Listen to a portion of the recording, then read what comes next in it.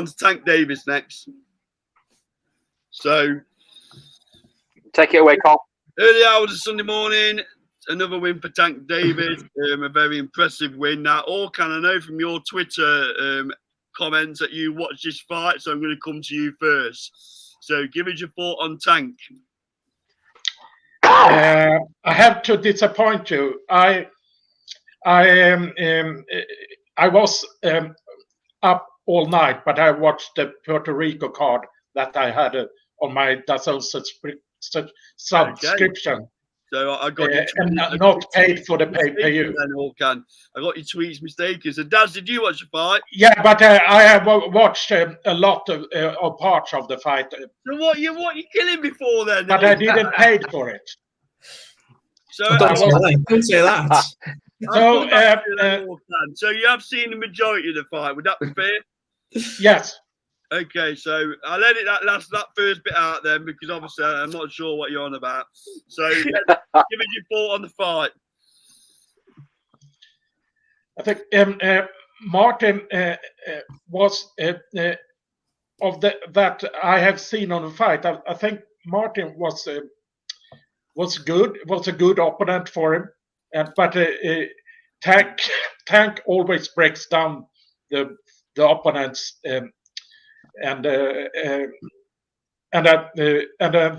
it was a very good finish by Tank when he finished Martin in the 8th round. The uppercut was beautiful, wasn't it, Orkan? Oh, yeah. No. Yep. Okay. Daz? I've watched, to be honest, mainly highlights of the fight, but obviously you get to see what you need to see. Yeah. I think he's devastating, Tank Davis. I think he's brilliant to watch, and I feel like he's one of them fighters we're going to look back over the years where we're going to have a major knockout reel for him, like you had with Povetkin at heavyweight. All of his knockouts were like sublime that you used to see. But yeah, I think he's absolutely superb. I do, Tank Davis, and he's the way he finishes a fight, he's a killer, and I think he's one of the best in the world, definitely. If we had a magic wand, then Daz, because a lot of killers are that way. If I had a magic wand, who would you have him in with next?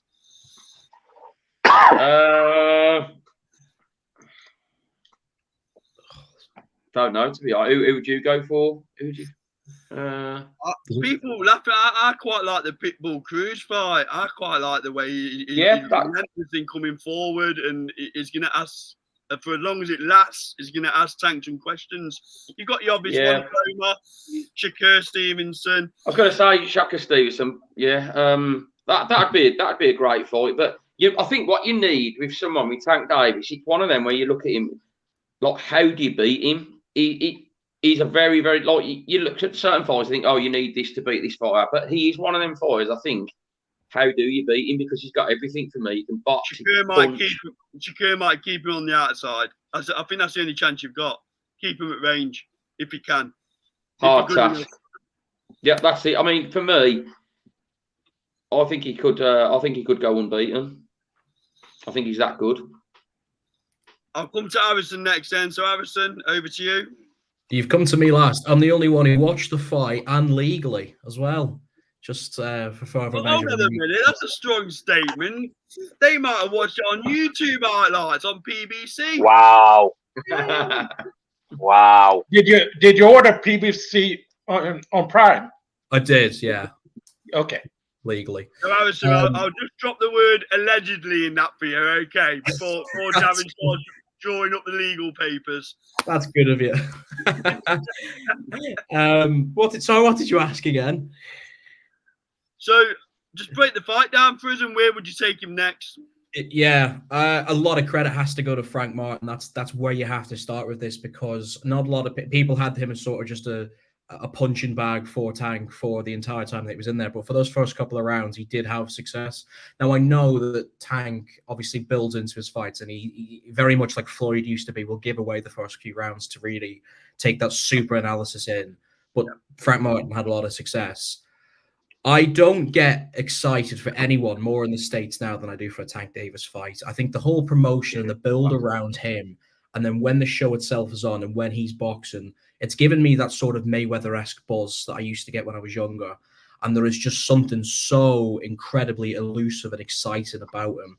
And his finishing, like Darren said, you could make a compilation of his last 12 or 13 knockouts, and they're sublime. And that uppercut, once again, his power for a lightweight. I can't remember a lightweight who hits as hard as him. But the only one who comes to mind is Isaac Cruz, who he's already gotten rid of. So there's something really, really special about him. Where he goes. 4 KOs in a row. 4 KOs in a row. Knockouts in a row. Yeah, exactly. So, in his career. Wow. I think Brian Costa said he's the 3rd highest active knockout champion behind Beterbiev and somebody else. Incredible. And I think Brian Costa as well, when he closed that broadcast out, was perfect because he said not a lot of people have Tank Davis in their top 10 pound for pound lists. And I think that has to be something we take going forward, to be honest with you, because he's in mine. He has to be in mine because he's not just done it at lightweight. He's gone up to 140. He's won divisions below. He's beaten everybody, and he's got a really good resume as well. Frank Martin's nothing to write home about, but he's beaten some top operators, and he'll be asked to beat more again. I think the best fight for him is Lomachenko, because that's someone who really, really will test him. Because we know how awkward Loma is, how brilliant he can be. Loma won't give him those early rounds either. He'll be on him from the get-go, and that's where we'll really start to see Tank come under pressure. I still think Tank wins that fight, but I just think Lomachenko's the best for him. If not, I agree with you. I think Isaac Cruz at 140 pounds is a great fight because Cruz can bang.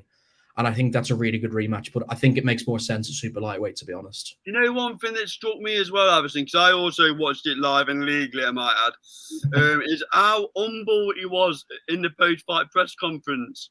I just wonder whether this is a slight different tactic. He spoke about changing his attitude to life. And I wonder whether he might become even more marketable if he becomes a bit more humble. Yeah, absolutely. We've seen a bit of an ultra maturity from him in the last 12 months. For a guy who was in prison right after that high of beating Ryan Garcia to then establishing himself and finding his family and his ways again, it's been amazing to see that, because a lot of people thought, well, that's him finished. We've lost a real superstar here, but he's come back. And like I said on the show last week, we talked about him having to move promotions or whatever. Look at the way the show was produced on Saturday night. It was all about Tank. We had some great undercard action as well. We had, Benavidez making his debut at 75, amongst other things, but none of that mattered because it was all about Tank. His ring walk was incredible. His performance was exceptional. His press conference afterwards was sublime. That's a true 10 out of 10 for me. Andy, did you watch the fight? Have you seen it? I've seen highlights of it, mate. Enough to be able to give my opinion. Yep. I echo what Harrison said about the Mayweather vibe. It's basically the Mayweather's model. Mayweather's taken it and he's basically handed it to Tank and gone, there you go. That's how we need to build you. That's how we need to show you on fights. And you're right. It is very good. It is very good. But I'll echo kind of what I said last week, and that is, are they capable of working with other promoters to make these big fights happen? That's my only concern, and that's my only concern that's going to keep Tank away from being a pound for pound great. What I will say is this: everyone talks about his power, no one talks about his ring IQ. The reason he's able to land those shots is because he works fighters out. He works patterns out, and he waits for his opportunity. That's why he gives the first couple of rounds away. He looks at the patterns that the fighters throw in, and he sees an opportunity, and that's how he lands the big shots. The guy's so good in so many ways. Yeah. My concern, like I've just said, I'll echo it again. Go on. Oh, sorry, you're on a delay there. I didn't want to talk over you. No, I just wanted to say that you're absolutely spot on there about the interference of working with other promoters, because PBC's bubble has grown and expanded, where not necessarily cherry picking fights, but they hate losing the titles. What we really need to see now for this division to not go stale is the WBC to force some sort of mandatory or something, and for this to go to power spids. But the thing is, if this does go to power spids, I guarantee you PBC will not lose it. They will not have Tank go and fight over on ESPN. Or DAZN. It just is not. They won't let him fight on other. No, you're right. They won't let him So- fight on another promotion, mate. That's my concern. I think they're in a bit of a conundrum though, because Tank will want the biggest fights, obviously, and you've got I believe if PBC. I'm not convinced, Carl, because he doesn't need to, because of the money he's getting now. I don't think it's about the money with him now. It's about the legacy. I genuinely think it's about the legacy, and I think you can see other fighters earning a lot of money and solidifying their legacy. And let's not forget, you got Turki Al-Sheikh in the mix now. It's a very different landscape in boxing. So if there's enough green on the table, it'll happen, won't it? Let's be honest. I.e., Eddie Hearn and Frank Warren working together. I'm sure if that can happen, PBC can work with other promoters. I think it's more difficult for Al Heyman and Bob Arum to get sat around the table because their history 100%. goes. Well, I think they'll lose Tank there. I think they'll lose him as a fighter, because I genuinely believe he's putting a lot of emphasis on legacy now. How much more money does this guy need?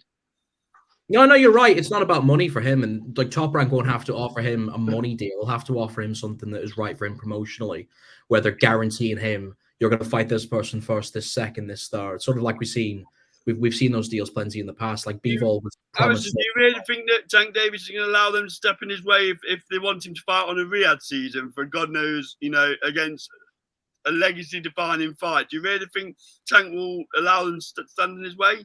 I think PBC will interfere. I really do, because they'll lose him then, won't they? They'll lose him. They may lose him, because if PBC are so, and they don't like, and you noticed it from watching it, they don't accept any of this Saudi stuff at all. They refuse to talk about it. They're really, really against it, because obviously they're the big promoter in the States, and they have been for like years and years. It's going back to Mayweather and before that. So you're right in that aspect. Yes, they may lose Tank, but I refuse to believe that PBC don't have a bit of a strangle over him in some sense. They must do. I don't think he's on a fight-for-fight contract either. I think that he's probably locked in for at least 2 or 3 more fights with PBC. No.